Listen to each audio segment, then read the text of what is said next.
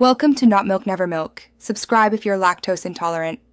You begin by confirming prerequisites so you can move fast, have a verified PSN account, and clear ID or company details. Next, assemble console info like serial and IP, plus a dedicated development email to keep approvals separate. Once done, sign into Sony's developer portal using your PSN credentials and select the appropriate account type, individual or company. Make sure documentation matches registration fields exactly. Mismatches, slow review.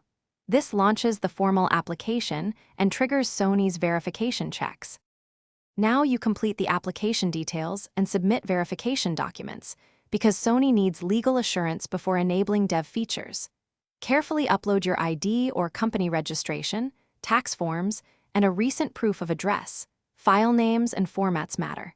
Then enable two-factor authentication on your PSN account to meet security requirements and enter a reliable point of contact with phone and email. After submission, monitor the portal for requests. Sony often asks for clarifications within a few business days, so respond promptly to avoid delays. Finally, accept the NDA and request SDK and certificate access so your console can act as a dev kit. Add the Ps5 serial in the portal, download the SDK, and follow signing steps for certificates.